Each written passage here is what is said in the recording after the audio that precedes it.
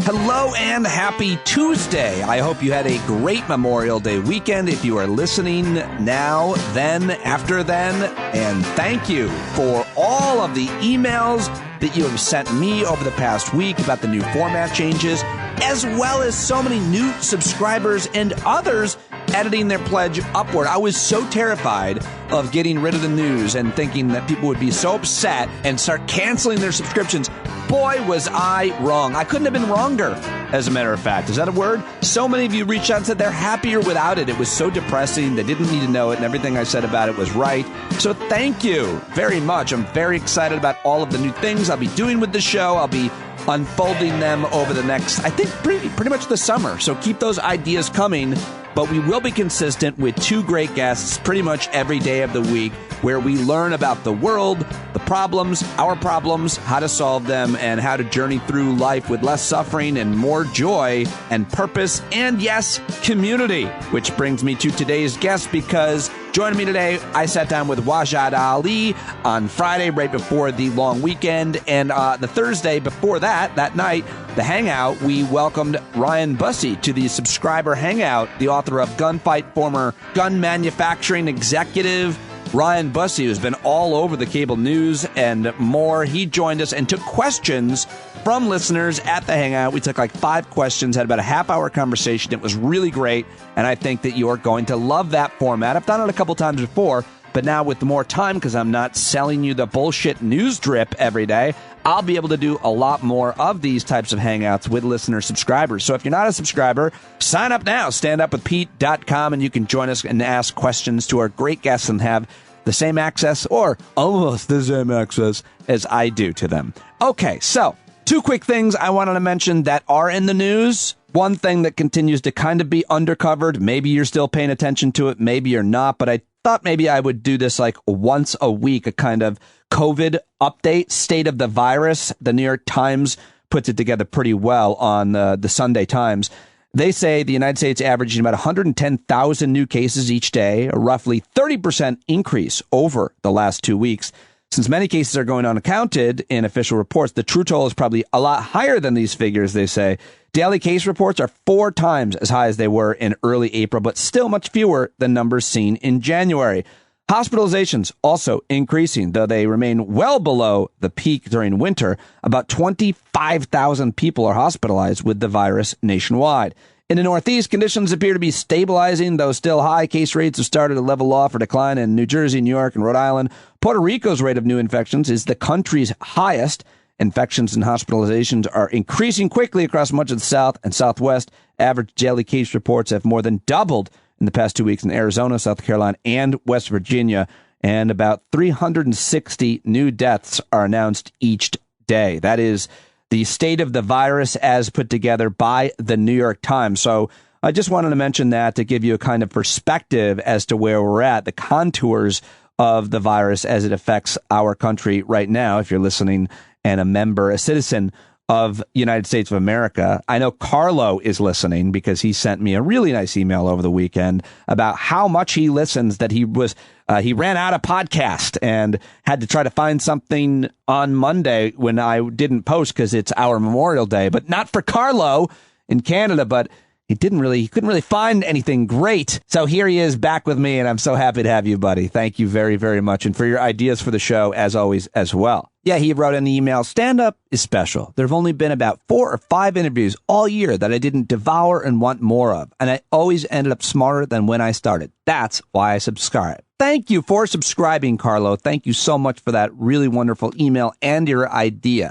Okay, also wanted to mention what I saw in the Politico Playbook report yesterday. President Joe Biden went out to Texas, to Uvalde, Texas. He and First Lady Joe Biden paid their respects to the Robb Elementary School memorial of 21 crosses honoring the 19 students and 2 adults murdered. He mourned for 3 hours with the families of the victims, and on his way out, somebody yelled, "Do something," and he answered, "We will." And a few hours later, Politico reports he doubled down as he departed his meetings with the victims' families. The POTUS Twitter handle had this to say: to everyone impacted by the horrific elementary school shooting in Uvalde, Texas, we grieve with you, we pray with you, we stand with you, and we are committed to turning this pain into action. But can he keep that promise is the question everybody is asking in Washington. Is it different this time? And will the Memorial Day break delay, almost certainly slow, any momentum that was felt last week? That's Politico saying this. Action happening on two fronts. Department of Justice is getting involved. I think we could have predicted this. Amid mounting scrutiny of law enforcement's response to the shooting, the Justice Department on Sunday said it would probe the matter. The spokesman for DOJ said in a statement that authorities hope full accounting will help identify lessons learned and best practices to help first responders prepare for and respond to active shooter events. I've got an idea. It's the guns. Yeah. I don't know what the DOJ could do about that. Don't expect gun restriction advocates to say this is enough. If Congress doesn't pass something in the coming weeks, the pressure on the White House to do more via executive action, and especially for Biden to keep his promise, will only grow, they write at Politico. But guess what? Here's the other front. Blue states aren't waiting. And this is what I say every time, that change is occurring and can occur on the local and state level. I highly recommend you join your local chapter of Moms Demand Action if you haven't already. But here it is. In New Jersey, this is the second front. Governor Phil Murphy urged lawmakers to advance firearms safety measures, including raising the age of 21 for purchases of long guns and exposing gun makers to civil lawsuits. In New York, where an 18-year-old in Buffalo was charged 2 weeks ago with committing a racist mass shooting, our governor, Kathy Hochul, said she would seek to ban people under 21 from purchasing AR-15 style rifles. And in California, where a politically motivated mass shooting erupted at a luncheon of older churchgoers this month, legislative leaders and the governor there, Gavin Newsom, fast-tracked tougher controls on firearms. And though the Republican states are hardly following this trend, the Associated Press asked governors across the U.S. whether they believe their states have an obligation to reduce mass shootings and violence committed with guns, and if so, how to do that. Only about half of those Republican governors responded. But there was agreement that they had a responsibility to try to do something. Democrats and Republicans alike mentioned the need to invest in mental health services, training, and try to help potentially prone to a violent outburst. But the commonality generally ended after that, and Democrats are the only ones who want to pay for that to begin with. All right, well, I just wanted to mention those two fronts on the issue of gun violence in the country. Talk more about it with my guest, Ryan Busse, and a whole bunch of you folks who joined us. But first, I want to bring you Wajahat Ali, who sat down with me this past Friday, had another amazing conversation about this issue, and I promise we'll be doing a lot more outside of gun violence on the program this week. But I had these great conversations. I wanted to share them with you.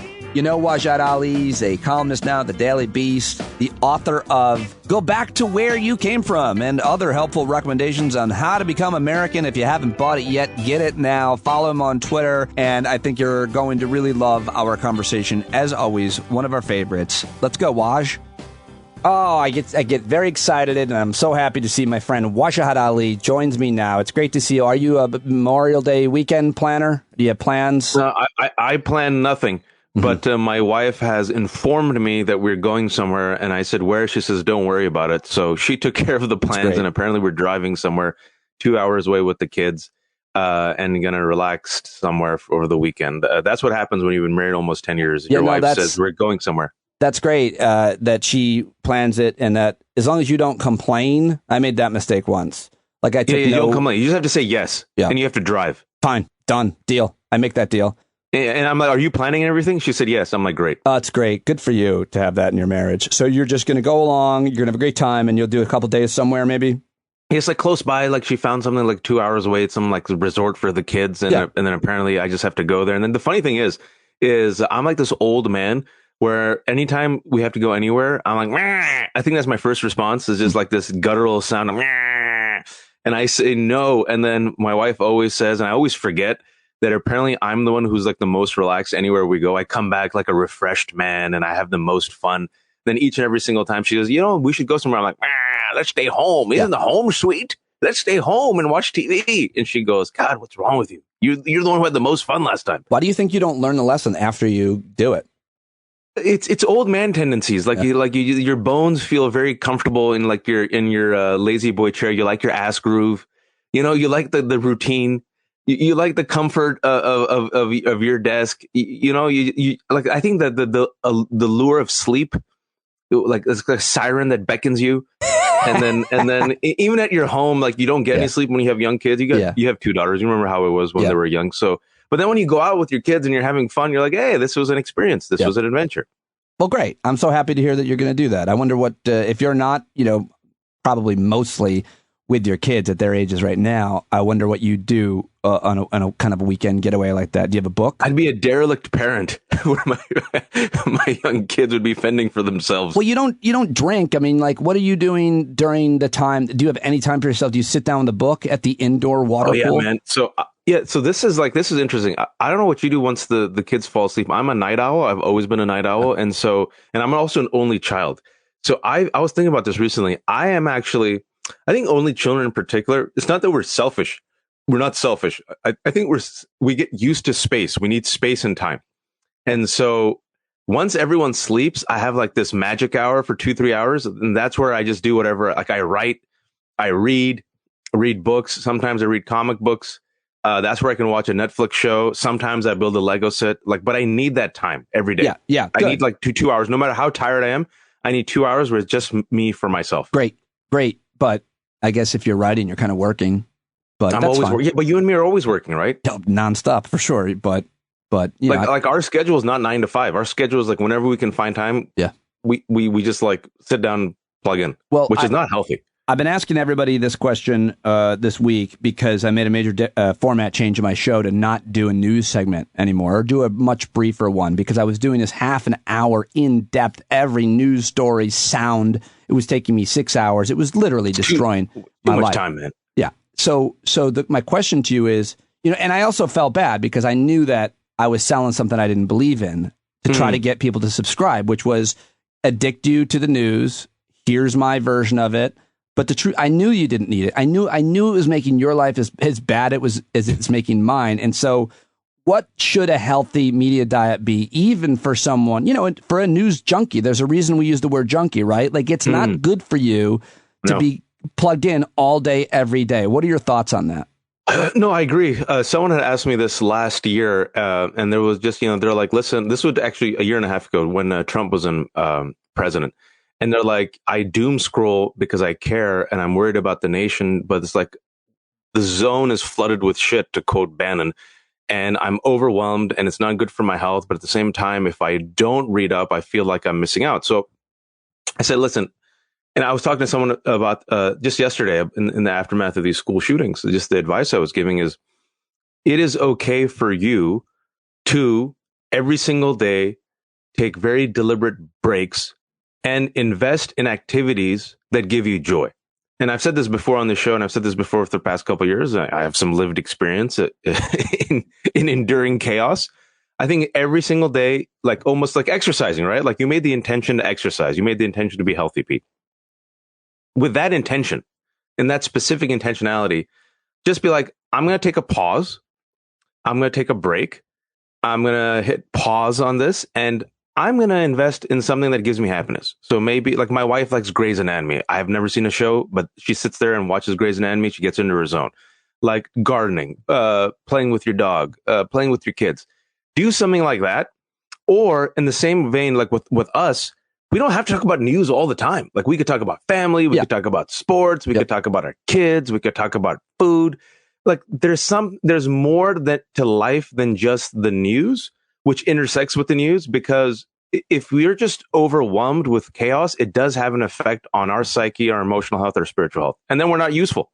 Exactly. And then we're not useful. And so you trick yourself into thinking you got to be aware so you can do something about it, so you can know, so you can be prepared. But you become so aware, it becomes so distracting and depressing. You can't then, I've taken it out on my family. No doubt I read a news story and it bleeds right into my conversation, my behavior, my reactions with the people around me. No doubt about it. Because we're emotional creatures. Yeah. You can be like, okay, let me just pause on this emotion. Let me just park it right here. Right. Like, unless you're a robot, but most people like this, even like with the shootings, the 2 shootings, I mean, there's been several shootings in the past 2 weeks, but the 2 major ones that have really just pulverized our psyche, right? The Buffalo shooting and even what happened in Texas. It's like, if you're a human being, you don't even have to be a parent or a guardian. Like if you're just a human being and you see the faces of these kids and you see the reaction, and like, as we're recording this, like more and more just painful and infuriating news is dripping out about the incompetence of the local police. Like, how do you not feel rage? Like, how do you not feel righteous rage and anger? Like, it like tightens your stomach. And so I feel like it's one of those situations like you and me are like, no, we have to know everything. We have to know everything. Like, it's our job. We have to know everything. People rely upon us, and we give commentary and we give analysis on it. And I've written about it. You've written about it. You've talked about it. But it's like, man, at the same time, we have to take a break during the day. But this is the fear then also, like, tell me if this happens to you. Like, if I take a break, I will fall behind and I won't know. But number two, if I take a break, everybody else is also taking a break right now in America. And there's just a few of us who are calling out the comet in the sky. And so if I take a break, humanity's doomed because we're one of the few people who are actually, we're the few people who are trying to warn folks. So, and at the same time, you want to honor the memory, especially with this gun shooting. I'm glad you brought this up because the data shows that America moves on after 3 days. Today's the third day. I wish you would take a break from fucking tweeting about basketball. God fucking love you.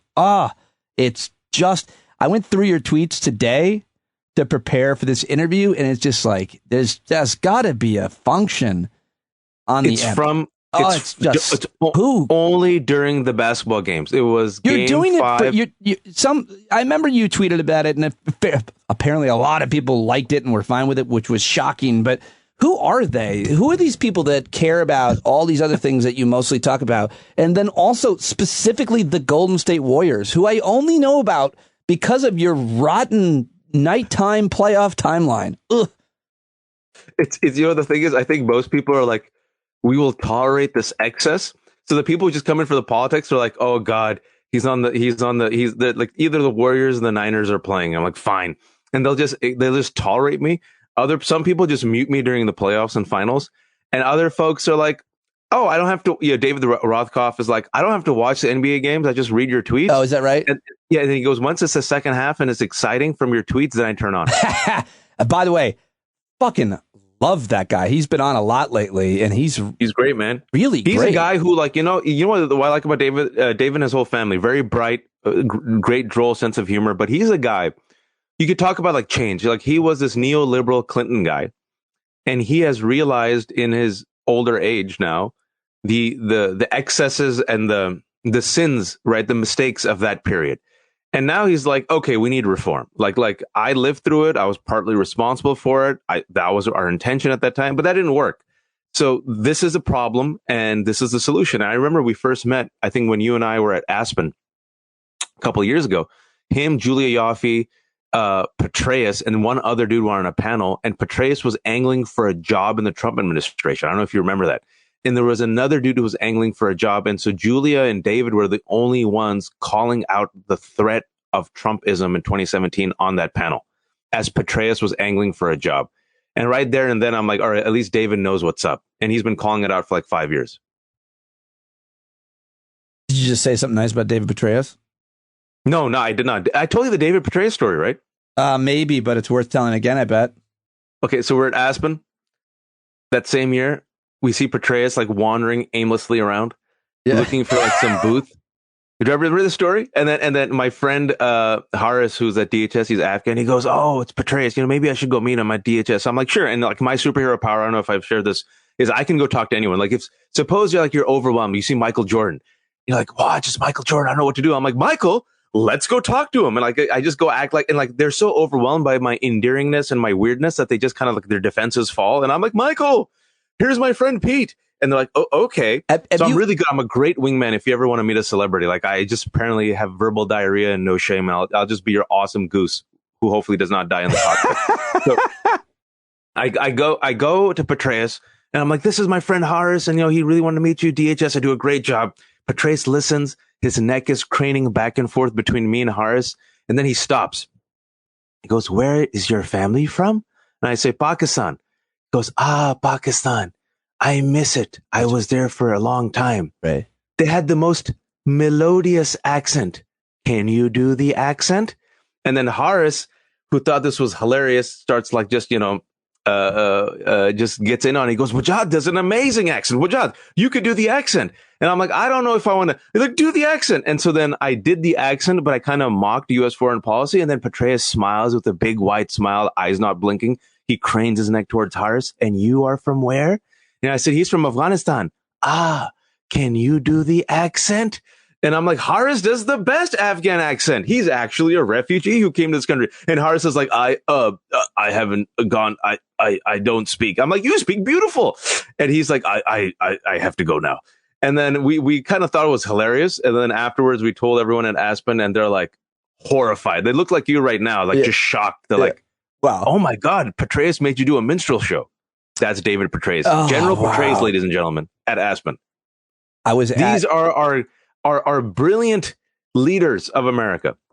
I always felt weird at Aspen during the cocktail parties when there was just, major players everywhere and me. And I was like Barbara Streisand randomly. I remember that. Yeah, like at some billionaire's house. I forget that woman's name. That one. I've been there best before. Best friends with Goldberg, Jeff Goldberg. But so anyway, I just I don't do well. I don't feel comfortable around like super wealthy people because all I want to do is make fun of them to their faces. That's all I want to do. I have a lot of resentment, a chip on my shoulder, and so I feel weird. And I'm like, what am I going to talk to this asshole about? So I'm just at one of those parties, and I just remember I bumped into somebody kind of hard to the point where I had to turn around like, oh, sorry. And it was Petraeus. And I'm like, what the fuck is happening in my life? Like, I just wanted to yell at him. I was like, what are you doing here? Why are you here? You're very small. Very small, Yeah, man. He was. Yeah, he was in Newt Gingrich's backpack at that party. He was in Newt Gingrich's neck. So people think it's like the 1%. Aspen is in the 1%, folks. It's like the 0.5%. It's like, it's not just FU money. It's like, we have so much money, F ourselves. It is wild. It is wild. But like, you could tell, like, I feel like many of them collect people of color as like paintings. Like, so like if you go into their home, they'll just be like a black person standing there. I'm like, what are you doing there? He goes, I get paid to stand here. Or like they have like an Asian or a brown person. It's a very white, rich atmosphere, which I think occasionally tolerates the poors, the comedians, and the folks of color. Yes. They try. They really, really do try to make an effort to bring in the poors, the browns, the comedians, for sure. Yeah, there's no. You're the laughy laugh guy. I'm like a stand-up comedian. Sure. Well, it's weird. When I went in, they tussled my hair like I was a small boy. I was like, I don't even have hair. Why are you? I'm bald. It was kind of condescending. No, you made it, didn't you? What'd you do? Fly commercial? Literally, someone said this, and they weren't even trying to be smug. They're very earnest, and she's like, oh, so you flew your plane here? I'm like, I flew in the one flight that came. And she's like, oh, like I was a quaint child from like the 19th century. Oh, it's crazy. who doesn't have electricity and like makes my own fire. She was just so shocked. She goes, oh, okay. And, because the Aspen airport is like the world's smallest airport, and there's only space for like one airplane, and like only twice a day a flight comes in because everyone brings their private planes. I'm not even making this up. It's wild, bro. It's just wild. It's crazy. You should go, folks. Okay, so let's get to your... Wait. Just to tie off that thread, just yesterday Elon Musk said, who do you trust more, billionaires or politicians? Oh, right. I saw that. He was directing that, I think, at Alexandria Ocasio-Cortez, maybe? Probably, but what's your answer to that? For sure, politician. Like, it's such a stupid thing. I don't trust any billionaire, but I trust plenty of politicians. There's thousands of politicians. There are certain politicians I like and admire, for sure. I definitely trust Senator Sherrod Brown. I trust Senator Murphy. There's plenty of people. I love Alexandria Ocasio-Cortez. I definitely think AOC has a lot more concerns about what's in the public's interest than Elon Musk or any other billionaire. Yeah, I agree with you. I completely agree with you. Much less Joe Biden.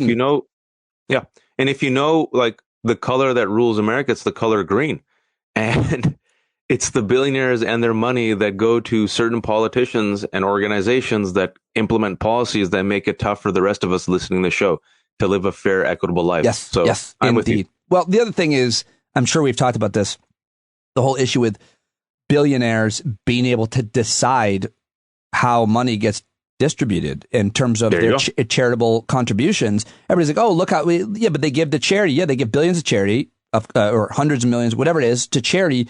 But that money is our money. We should decide where that money goes. You want to give it to charity for, in your case, you might care about pediatric cancer or something. But maybe in my case, I think it should be distributed where it's going to do the most good for diabetes or healthcare or education or employment. That's a ridiculous system where you have billionaires deciding on who are the winners as opposed to the people. Democracy deciding on where that money goes. It's a good book that came out a year and a half ago, Anand Giridharadas, Winners Take All. It's exactly about this. It's like the billionaire class, which like pose themselves as philanthropists. But he's like, no, I don't need your philanthropy. I need you to pay taxes. And I need you to live in an equitable system, not launder that money. And the crappy thing is, man, is that I was talking to some of these nonprofits. It's one of those situations where like you get beholden to the billionaires. For sure. You can't critique them then. Yes. Well, those nonprofits can't. And I can tell you story after story. I could literally name the nonprofits. I won't because it's the system that they're stuck in. Yeah. But I've done so many fundraisers. I get to know the people. I get to know the system. That's absolutely right. And so do you have 10 more minutes? Yeah. Let's do it. Okay. So speaking of politicians, you have a tweet. I want to get into the horror in Texas. You've written basically 2 articles about it at both Medium and Daily Beast, where you're a contributor. And you have a tweet, props to the Democrats who've met the moment by showing passion and fight. Americans just want to know that their representatives care. This will only help you politically. And you name a bunch of them. But like Mallory McMorrow, who's going to be on the show in a couple weeks again, Chris Murphy, Beto O'Rourke, Elizabeth Warren, Ruben Gallego, and Congresswoman Katie Porter, all of who I love, by the way, and trust a lot more than any billionaires. But what did you think of Beto O'Rourke's stunt the other day, going up to by the way, I don't know if you knew this, but all those guys that were on the stage are also in the Dukes of Hazzard film that they're shooting out there. They're all boss hogs, and they all got the Confederate flags. You sick son of a bitch! You get out of here! You get out of here, Beto! Get the hell out of here, Beto! All of them was like Ted Cruz. There was all the Republican Texan leaders, right? Governor Greg Abbott. Look, is it a political stunt? Yes. Is it a good political stunt? Yes. Do politicians do political stunts? Yes. Do I want them to do political stunts? Yes. Do I want them to perform outrage? Yes. I want elected officials who represent the people's righteous rage and pain at a moment of multiple crises. If my politician and my elected official does not have righteous rage, pain, and sadness when 19 children die unnecessarily in yet another mass shooting, the 27th school shooting in 2022, over 200 mass shootings. Of those 227 have been school shootings on the heels of a terrorist attack against black communities in Buffalo. Yeah, man, I want this passion. And you saw that it only helped Beto. Because what you get from Republicans is... Did it? How do you know that it helped him? Huh? How do you know it helped him? I mean, why do you say that? Because if you just look in the... 2 reasons. If you look in the quick aftermath, just checking out the pulse, people weren't repulsed by it. People, he trended for all the right reasons, number 1. Number 2, the hits that the right wing gave against him didn't stick. Number 3, Abbott, in the aftermath of all this and the rage, pulled out of the NRA conference, which is happening this weekend, ladies and gentlemen. And by the way, guns make everything safer, which is why the NRA has banned guns during Trump's speech. Yeah. And so, and Mallory McMorrow, let me give an example. Mallory McMorrow showed a righteous rage, but then was able to take the platform, message, hit back, but then reassert her proactive values as a white Christian woman. What happened to her? Superstardom, man. She money went through the roof, social media following, publicity. You look at Elizabeth Warren in response to the leaked draft of Alito's decision overturning Roe v. Wade. She literally went out in the streets, was surrounded by people and cameras. People loved her for that. Ruben Gallegos, you said, who just straight up tweeted swear words at Ted Cruz. This is a sign. And look, I've said this before on your show. Democrats bring a pencil to a knife fight, and McConnell brings a bazooka. Who's going to win? And Democrats they're just built. The old school Democrats aren't made for this fight, Pete. They've done a lot of good deeds. They're not brawlers. They're not brawlers. Well, right? so, yeah, come on. You gave me short shrift to Senator Patrick Leahy. Yeah, I think he'll throw a Metamucil at the folks. He's like, yeah, Metamucil in your eye. Here's the Metamucil. What about Senator Feinstein? She's done. Oh yeah, yeah. But like, look, I'll give you an example. People say, "Watch, you're too hard." I'll give you 3 quick examples. People forget that Pelosi and Democrats were forced to impeach Trump the first time. They dragged it out for months. People forget that. Number 2, in Virginia, they dragged their heels against the CRT fight. Number 3, just last month, a Vice article came out that Democrats were mulling whether or not to respond to the QAnon thing, and they said, nah, we'll rise above it. Meat and potatoes, kitchen table shit. And then McMorrow finally was like, F that, you call me a pedophile, I'm done. And you saw the response. So we know the Republicans suck. Okay, people say, why do you criticize the Democrats? I don't know if you read my articles. I criticize Republicans all the time. We know they suck. We know they're radicalized. They're a radicalized extremist group that is trying to implement minority rule. But we need the representatives and leaders to represent the majority's rage to save this democracy and save ourselves and our rights, which are under active assault. Thank you for coming to my TED Talk. Speaking of your TED Talk, in your Medium piece, which is titled, "In America, It's Good to Be a Gun," you say, you're killing it, guns. You guys are doing great, which is a line that has like 5 different meanings, and I love it. But I think the best point you make in here, and I haven't seen really anybody make this point so specifically, is about we can make fun of some of the solutions that we've heard since this horrific shooting in Texas about entryways and bulletproof glass and whatever you want. But the one thing that they do is they buy time by giving some respect to some semblance of a solution, which, of course, mental health would be, mental health care would be great. Access to mental health. Obviously, it's the guns. But if we're going to compromise if we're going to get something done on mental health, great. But you write about this.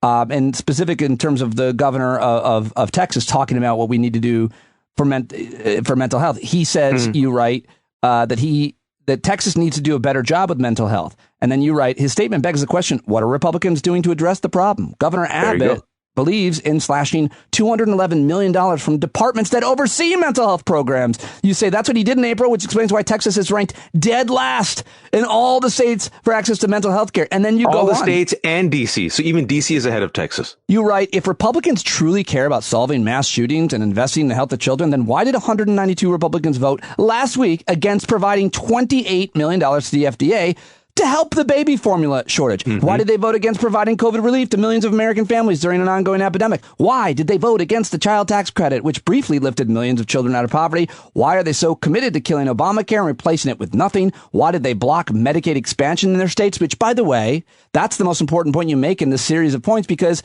Texas didn't take the Medicaid expansion, which would cover mental health for poor people who are most likely the ones that are doing this.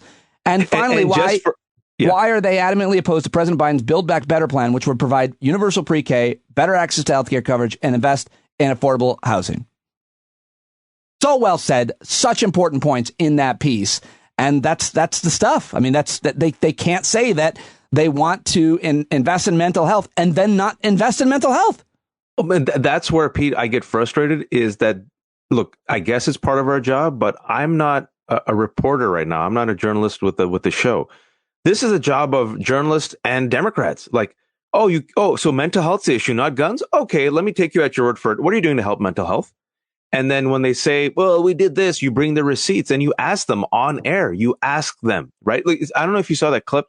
It was trending yesterday where the British reporter from Sky News confronted very gently Ted Cruz and kept just did a follow-up. Like, how come America is leading in gun deaths? How come America is leading in gun deaths? And Ted Cruz got so rattled, he just ended the interview and walked away. Did you see that?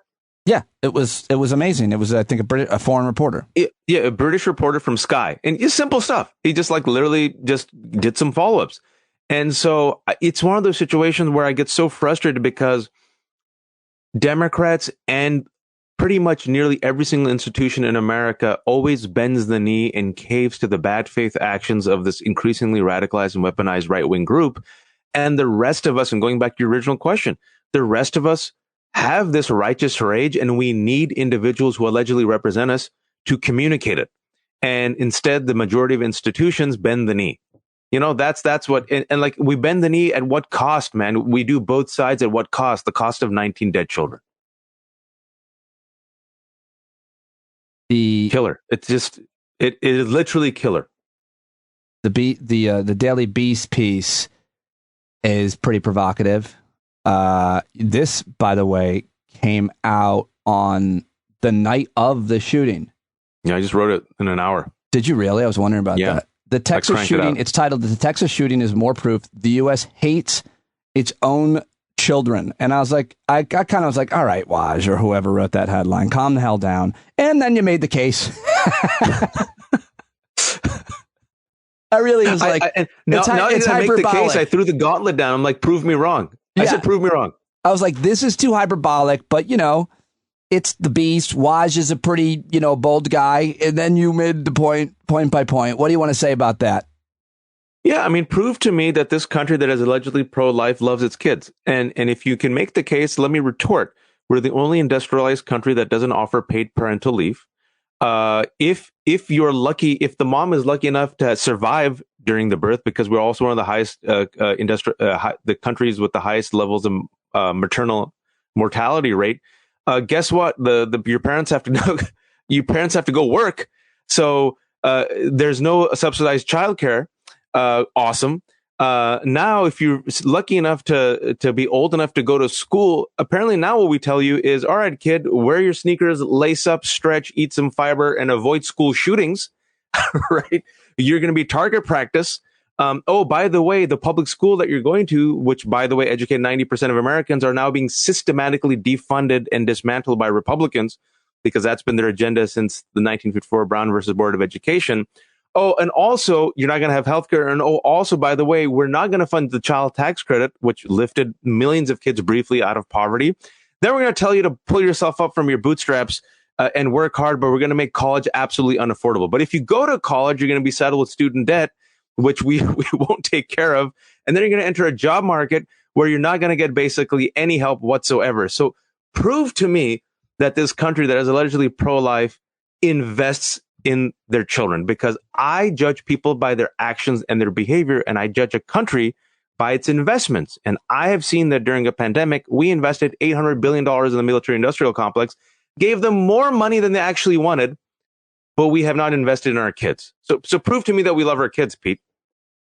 Well, I mean, I make my kids wear helmets, so. I mean, individuals do, but as a country, I'm talking about as a country. No, you're right. No. I mean, you make the case so well here. I mean, especially with the abortion issue. And I mean, just daycare. Fuck. Just universal just giving kids an opportunity to be safe, regardless of gun violence in preschool and school. Like, yes, this country's overwhelming, unfortunately. I don't know if it's most people. I mean, I don't know what the soul of this country is, but unfortunately, the policies certainly aren't kid friendly in most states, much less the federal government. And they were for a second. You're right to mention the child poverty programs that Democrats passed, but they expired. Yep, and also, I mean, not just. I think I'll go a step further. I think this country not only hates its kids, I think it hates women. Like in that second article that I wrote for the Medium, I'm like, a gun will probably have more rights than women in a month after Roe v. Wade gets rolled back. Like, we love guns more than women and kids. I mean, paid parental leave. We're the only industrialized country on earth that does not guarantee paid parental leave. It's a sin. Like, that alone, that statement alone should infuriate every American. You're telling me Republicans find billions of dollars for a dumb wall that wasn't built, that they can do a $1.9 trillion tax cut for the richest people on earth, and we can keep giving money to wars in the military industrial complex, but we won't invest in moms, dads, and kids. So what's your response to that, man? Yeah. I mean, they should have more personal responsibility, take care of themselves, not the government's job to take care of you from cradle to grave. You socialist. Pre-womb, we love you. Post-womb, you're effed. Pre-womb. Yeah. We'll get you to the cradle, and then it's up to you to take the baby to the grave immediately. Do you think that when the red states become Gilead, they're going to change their sports teams to like the fetuses or something like that? They're going to go full Christian embryo fetus. Dude, it's gonna be bad. Like it's the Templars. I don't think people realize what this country. I just don't. People don't see the next 10 years, man. It's gonna be tough. It's gonna be tough 10 years. You think we'll still have internet? Barely. Some of us will. Yeah. Like what really happens, right? If it really goes sideways, I think people don't realize is what we're gonna see is Mad Max, Fury Road. It's gonna be enclaves, blue enclaves, red enclaves, blue enclaves in red states, blue states, red states. United States of America will have quotation marks in it, right? Every man for himself. It'll be more selfishness, more divisions, more isolated silos. But the problem is that when Republicans get the power, they'll have the power of the state to literally crush the opposition. I'm talking about cracking skulls. That's what people don't realize. And then there'll be resistance. And so you'll just see a country torn and divided. That's what people don't realize. It's like literally down the pipeline. All right, final question, which is just a joke. You're going away maybe for the weekend, and I don't know if it's too early or late. Have you been to? Are you potentially going to an indoor water park? How do you feel about them? There is an indoor water park apparently where we're going. We're not going to do it because there's an outdoor water park. Yep. So the wife chose some place where apparently there's an outdoor water park. Our daughter, as you all know, is immunosuppressed, and there's a spike right now in coronavirus. So the place that my wife said we're going, I don't even know where we're going, but she said it's very outdoor friendly, which is the only reason we're going. All right. Well, I'm just warning you not to hang out in an indoor water pool park. Bad things. It's very COVID friendly. Indoor water parks are very COVID friendly. They have a slide at the indoor water park, the shape of the virus. Yeah, it's like jump into. It's called the coronavirus pool. Mom, I'll be in the corona pool. Stay there only for a little bit, honey. Don't go into the monkeypox pool. I told you to stay out of the monkeypox pool. You only, but like, Mom, you promise I get to go to the monkeypox pool and coronavirus pool. Oh, God. My brother went to both because your brother is a moron. Wajahat Ali, as always, the greatest. Thank you so much, my friend. Thanks, man. Thanks. See you soon. Everyone have a good, happy Memorial Day. Stay safe, stay healthy, work on your mental health, your spiritual health, your emotional health. Love your family. Well said, buddy. Thank you. All right, there he goes, Wajahat Ali. I hope he had a great weekend. I hope you had a great weekend as well. Coming up next on this past Thursday's Stand Up Pete Dominic Community Subscriber Happy Hour Hangout, we welcome the author of Gunfight, Ryan Busse, back to the show, but this time with the whole gang. And there were, I think, almost 50, maybe 60 listener subscribers there, and about 5 of them asked questions. Thank you to, I believe it was Karen, Francis, Nick DiFabrizio, Barbara, Ty, and Dan McDonald deferred to Ty to allow for there to be time. There's a couple little technical difficulties. You'll hear the blurbs, but I edited the heck out of it and fix it up nice and tight for you. So I think it all works. I switched from the internet to a phone line seamlessly during the hangout because I'm very talented now. Okay, so Ryan Busse with listeners. I'd love to know what you think of this. I want to do more of it. We can do it in addition to the hangout during the day, different times. Welcome a few subscribers, listeners, who can meet me, say, online at 4 o'clock. I'll be talking to Dr. Aaron Carroll. The 5 of you come with your questions, and we'll put it out there to them. And I just think it'll be sound great. So there you go. That's the idea. This is from this past Thursday with the author of Hangout, Ryan Busse, joining us. So cool. I would love for you guys to ask him questions, and I'd love for you guys to fire any questions, bad choice of words, at him. Let me get the book. Also, it's pretty cool that Ryan is joining us, and he is going to be with us, and then he's going to be on CNN. So he leaves the stand-up happy hour hangout. By that point, he should be heavily intoxicated if everything goes right. And I'm hoping. And then you'll who will you be with before I give you a proper introduction? What show? I am on.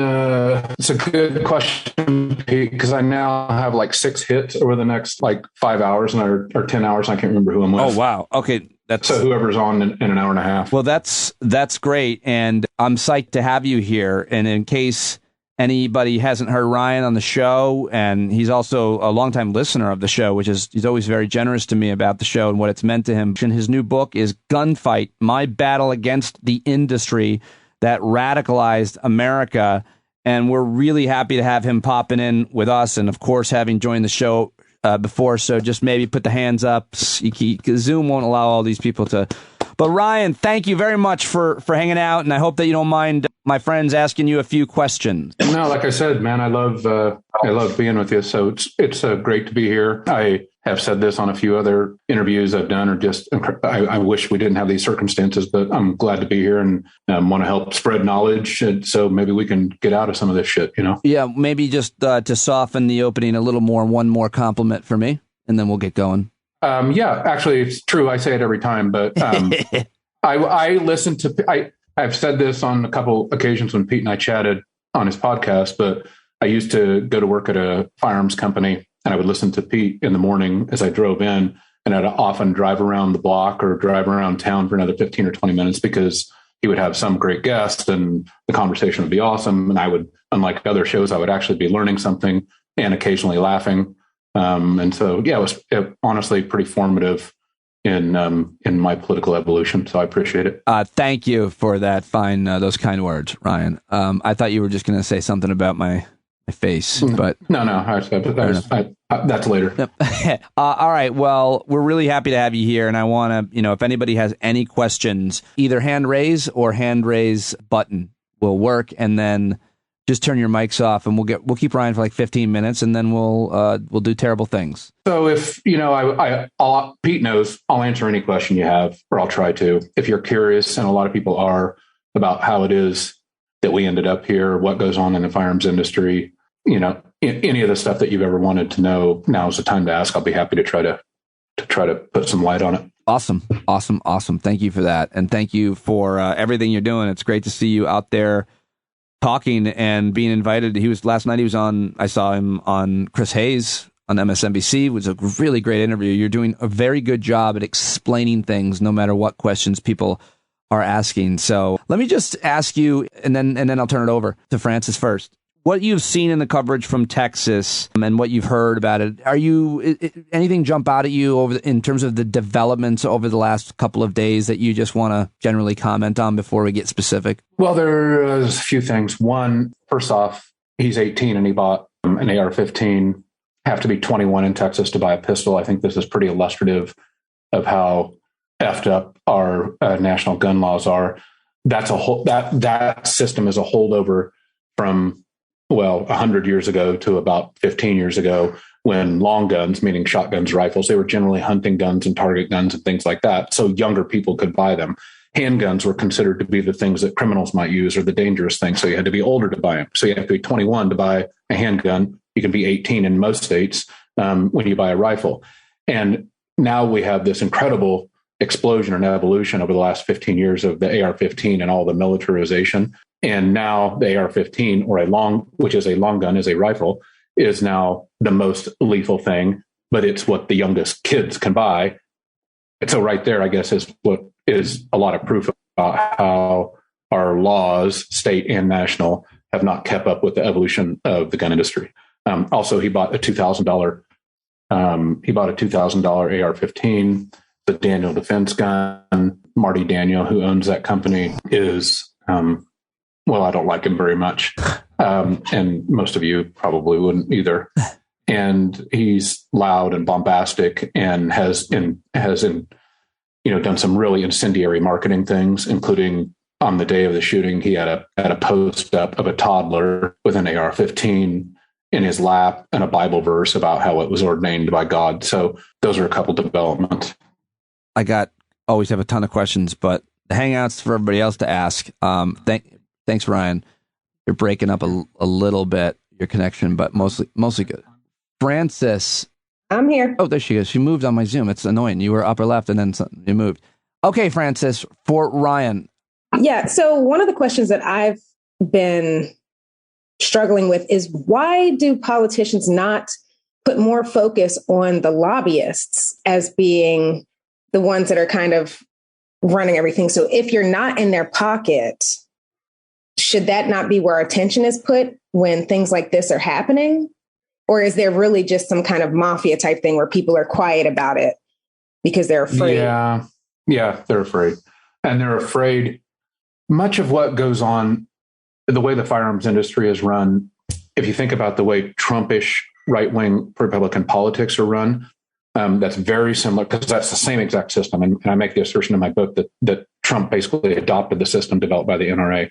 So what really frightens people in the Trump world is the unleashing of the trolls, the masses, right? So if you step out of line, Trump unleashes the trolls, your life becomes hell. If you're a congressman or a senator or just an individual, or you work for Trump, right, you're going to be trolled out of existence. And that's why all these politicians run around in fear of Trump. They don't want to, they don't want to lose that, the grace, his grace, but they don't want to endure the ire of all the trolls. Well, same exact thing happens in the firearms industry, and they're really vehement, loud, and heavily armed trolls, right? So people are scared of them. I mean, and these people do call. I mean, unlike some other constituencies, when the NRA puts out the word, or the chat rooms put out the word to call senators and call congressmen, these people call. I mean, and they say crazy things, and they scare staffers, and they're motivated, right? So very similar to what you see in the right wing kind of Republican circles. Francis, you're saying why don't politicians focus more on the lobbyist money? Yes, because it's not the story that's being built is that it's for our rights. Gun rights is for you to have this freedom. And that's a narrative that's being built by politicians and NRA and all of them. And it's like, I feel like the politicians that are against that are on the opposite side should put more emphasis on the money that's coming in. But if they're scared of so you're asking, as far as taking on the NRA, you're talking about why not take on the lobbyists? Why not take? Is that what your question is? Am I stating that right? Yes. Why isn't there more attention placed on where the narrative is coming from, and the fact that it's not about your personal rights? It's really being created by this entity. So I guess all I was going to say is I feel like reporters like Judd Legum, activists like Guns Down, Igor Volsky, and then Joe Biden and Barack Obama and mainstream Democrats are always talking about the NRA money. I feel like that is kind of happening, but maybe I'm missing what you're saying. It's overstated, I think. Yeah. I just think the money thing is overstated, because most of NRA's power, yes, they spread around money. They spread around money to remind everybody how much power they have. The power is in motivating single issue voters to move elections a percentage point or two in key swing races. That's really where their power comes from. Great question, and such an important, it's the main point, what Francis brings up. I think Karen's hand is up, though it's blending in with the book. Oh, yes, it's me. Ryan, thank you. I don't know if this is a little off topic, but what is up with body armor? Like, how are these kids getting body armor? And I mean, how is that so accessible? And I'm not saying like, oh, just because, it stopped, the off-duty police officer in Buffalo, but like fucking body armor? Like, what the fuck? It's a great question. Oh, you're frozen. He's frozen. We lost him, and it slowed him down first for us, I'll get my guitar. There he is, ladies and gentlemen, Pete Coe. Ryan, are you back with us? You froze up pretty solid. That Montana internet, did he die altogether? Are you there? Yeah, you're back. Can you guys hear me now? Yeah, I just went in and went out. So awesome question. 15 years ago, you couldn't the firearms industry would not allow tactical gear to be displayed in any trade show. I mean, it was a self-imposed rule. And so that means tactical vest, helmets, gloves, the same stuff that you see the Buffalo shooter wearing, much of it you've seen the Uvalde shooter wearing. And that wasn't a law. That was a self-imposed rule by the shooting industry that in their own trade shows. You could see it, you could buy it, but you had to be a law enforcement officer in a cordoned, or a military officer with credentials in a cordoned off area. The point is that the industry knew 15 years ago that proliferating that kind of stuff out into the general public was bad juju, and would lead to this kind of incendiary and who knows what. Now, if you go into a trade show, you go into a gun store, it's everywhere. It looks like it's half of gun sales. Like it's unbelievable. Part of it is this cosplay, military warrior, machismo, manhood, right? Some of it's like a big truck. Like this is what you buy to prove that you are invincible and you have a big truck and perhaps small body parts. I don't know. But part of it is actually frightening. Some of these people think they're going to be warriors. Some of them sit around dreaming of what they might do. And there's a really illustrative quote from the co-founder of Black Rifle Coffee. His name is Matt Best. And Black Rifle Coffee is now proliferating around the country, and it's really normalizing this kind of tactical culture. I really detest it. But when asked by the Washington Post what his customers were like or what this culture was like, this is his quote. He said, "There are people for whatever reason who couldn't serve," meaning serve in the military, "but they still want to have an AR-15 and run down the range and do a fucking transition drill. A little taste of the drug, you know." And so that was him defining who his customers are. And I think if you examine that quote and think about that quote with the rise of tactical gear in all of the marketing, there's probably 500 gear companies now. It's not hard to see how these 18, 19-year-old kids are created. Makes my stomach hurt. Yeah, great question. And Ryan writes all that's everything he just said. He writes about in this book. I mean, this book is just so important, and you are so important based on knowing where all the bodies are buried. Barbara, or what other secrets are. Barbara Greenfield, you are on with Ryan Busse, who is very kind to join us. We got him just for a couple more minutes here. This was really wonderful. I saw you on Chris Hayes. That was great. So my question is, you're welcome. So what do we do? I mean, so I know we have to vote. That's not a problem. I know we have to, my senators and Congress people are very progressive, so that's not a problem. Although now I live in Oregon, so this is a lot of guns up here. I just was wondering, what do we do? I mean, as a nation, what could we do? If we had the will, what could we do? So like I saw, what's her name? The Prime Minister of New Zealand on Stephen Colbert the other night. So New Zealand had a way, but it's a small place. So what do we do? First off, I would say, I think progressives normally fall into this trap of thinking that we can solve problems, and in complex democracies, we're not going to solve it. We're going to make it better. Nick DiFabrizio, you're on with Ryan Busse. Thank you, Ryan. How you doing? It's interesting that at the same time that Putin is bombing hospitals and schools in Ukraine, you have a lot of these people targeting schools and children. And I think a lot of it has to do with trying to intimidate people they perceive as enemies, or inflicting harm in order to terrorize communities. And I'm wondering if you have a thought about that. There seems to be a relationship between what's happening here domestically and what is happening around the world with the way authoritarians are trying to intimidate and terrorize cultures all over the place. I see it in Africa too, where I work sometimes, but I think most particularly in Ukraine. Yeah, I don't think there's any doubt. I don't think there's any doubt about that, and I'm really scared about it. I'm worried about the role that guns and gun politics are playing in radicalization. For lots of reasons, not the least of which is the kind of the basal physical reason that you mean that you're talking about. And the example I use is that if you are having a dinner with 9 of your best friends and you're waiting on a 10th, and you have a few glasses of wine and maybe it gets a little raucous, but it's civil. Those are kind of your rules of civility. And then the 10th shows up, and that 10th has an AR-15 strapped to his chest, 30-round magazine, finger on the trigger, and he sits down at the table, right? Boom, civility's over. The only opinion in the room that matters is his. Like, there's no need for expertise. There's none of that.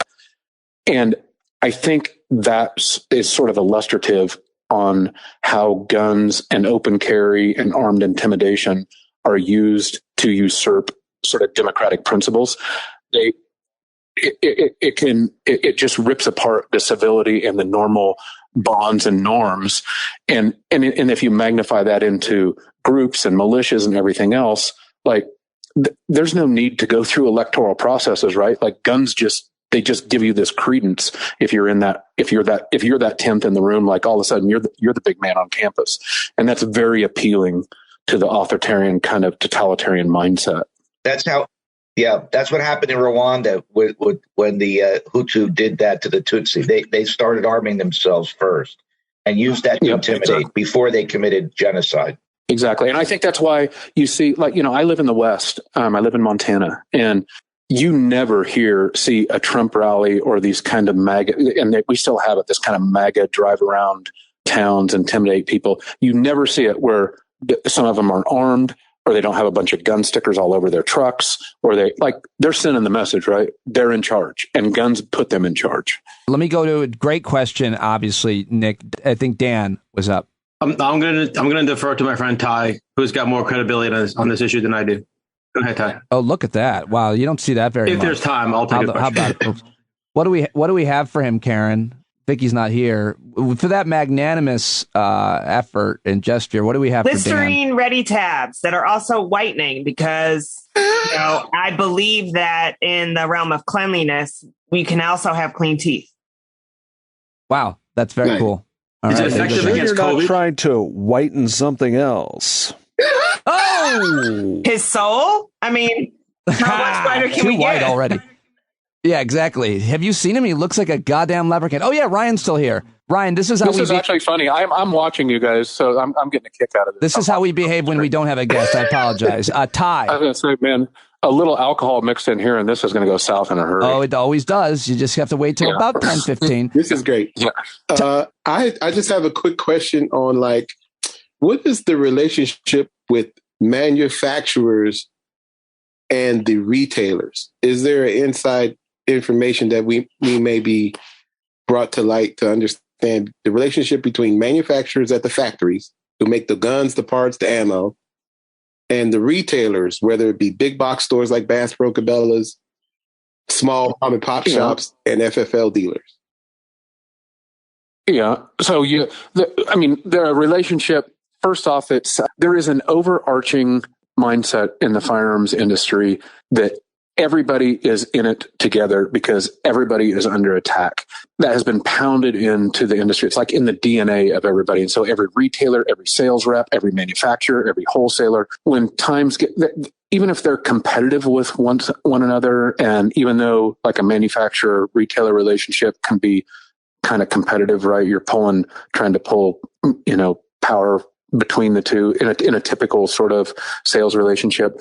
But as in the firearms industry, there's a little bit of that, but there's a lot more camaraderie. There's a lot more stick togetherness than normal, because, as you guys probably know, but a key component of radicalization is convincing the whatever the party is that they're under attack, right? They're being victimized. And so the NRA has spent millions and millions and millions of dollars telling every retailer, every manufacturer, every sales rep, every gun owner, you're victimized. They're coming to get you. The liberals are coming to get you. And that creates this.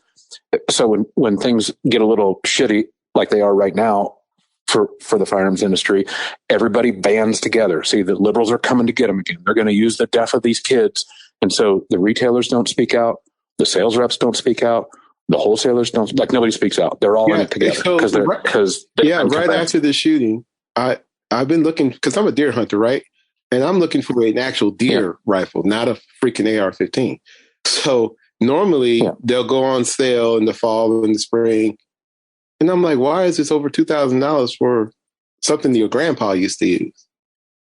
If you can even find it available. I thought that was just nuts. Let me ask you real quick, Ryan. This kid had 30 round magazines. I realized that if you made a law that meant those couldn't be manufactured, I realize my gun nut friends or listeners have told me you can make your own unlimited clip in your garage. Fine. But they should be illegal, right? Don't you think that's a pretty easy policy? I'm no gun expert, but limiting. Well, I mean, I think that's an admirable, reasonable thing. I'm not sure it's feasible. Pete, I don't even want to tell you, forget about making them.